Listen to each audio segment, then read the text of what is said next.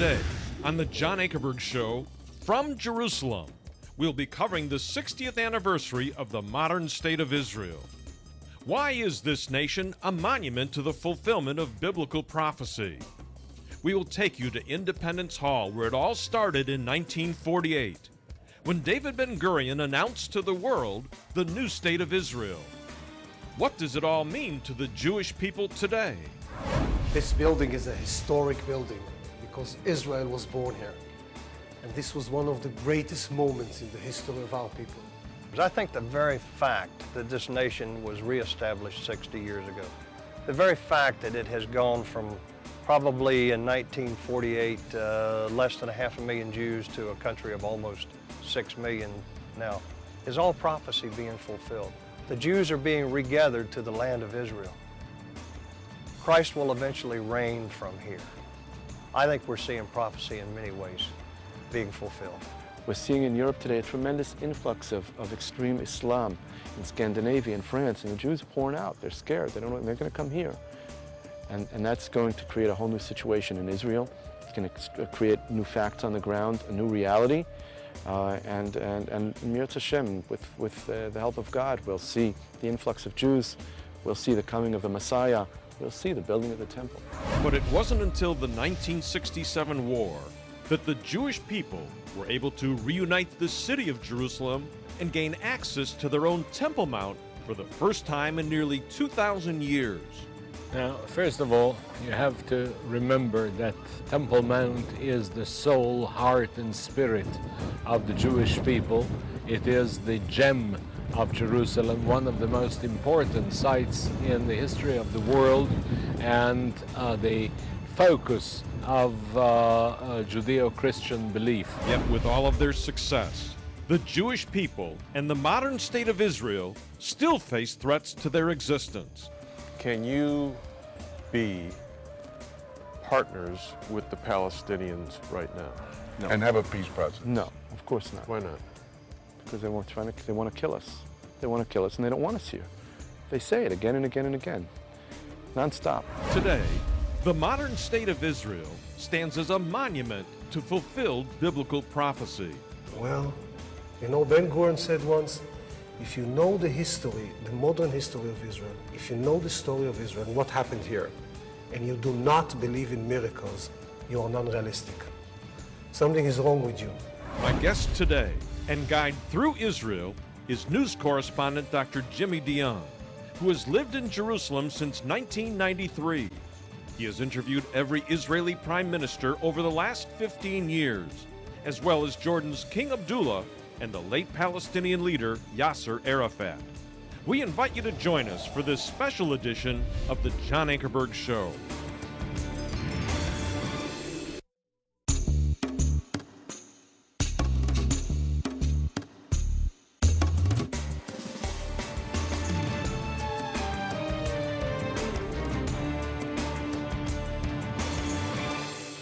We begin today in Tel Aviv, where we will visit Independence Hall to hear more about the events that took place when David Ben-Gurion read the Declaration of Independence of Israel on May 14, 1948, and the modern Jewish state of Israel was born.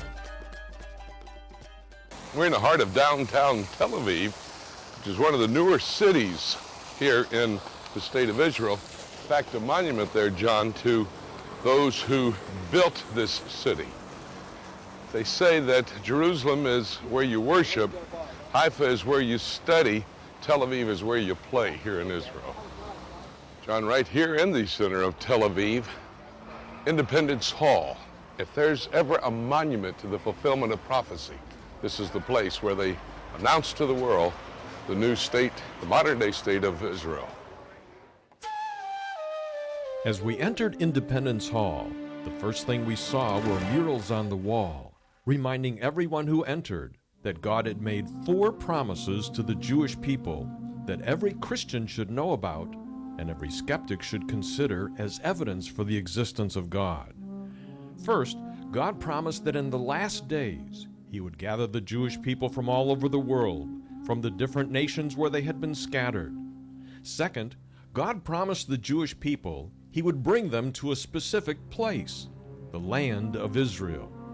Third, God promised the Jewish people that not only would he gather them to Israel, but he would make them into a nation. And fourth, God promised the Jewish people he would give them back their city of Jerusalem. Here is a clear example. Through the prophet Ezekiel, God made these three promises in 570 BC. Thus says the Lord God, "Behold, I will take the sons of Israel from among the nations where they have gone, and I will gather them from every side and bring them into their own land. I will make them one nation in the land." All of these prophecies have come true in the last 60 years.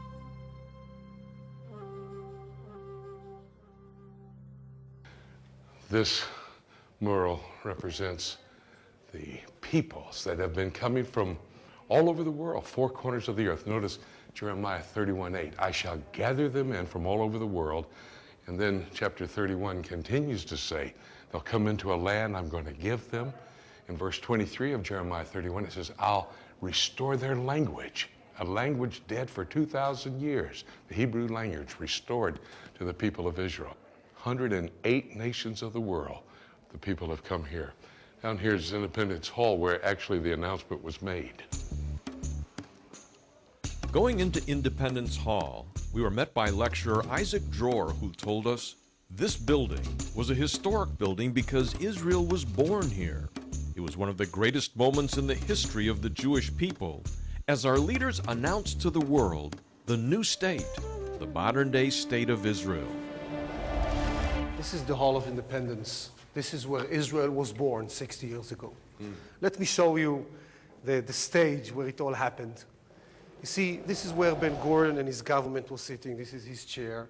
And you can see the microphones and even the gavel that he used to declare independence. At 4 p.m. exactly, Israel was born. Now, it was a Friday, and it was very important to start on time because the Shabbat was coming in, and you do not want to desecrate the Shabbat. The Egyptians are about to blitz the city, and this is why everything must start and be finished before the Shabbat. So at 4 p.m. exactly, the ceremony begins. Ben-Gurion pick up this gavel and rap 3 times on the table. 3 raps. It will change, to my opinion, the history of the world and the fate of millions of people. What happened here, to my understanding, is as if the Jews opened the Bible and added another chapter to it. This is how I see it anyhow, and how Jews, people who sat here, saw it. Isaac showed us some of the historic pictures of the event that were taken on the day of the announcement. These are the pictures of the leaders of Israel when they signed the document of independence. You can see Golda Meir shaking hands with Moshe Sharet. This is Ben-Gurion here, and more pictures of the leaders of Israel shaking hands right after the declaration. Ben-Gurion signing. The document. People were so moved when he signed the document of independence. It was really a very important moment in the lives of all the people who shared this moment. You can see Ben-Gurion here, the ministers of the temporarily Jewish council. Minutes before the actual declaration here, the ministers of the tiny cabinet, and more of Ben-Gurion actually reading. This is what was Around the world. Yes, reading the document. And here we can see the outside of the building. It was supposed to be as a secret.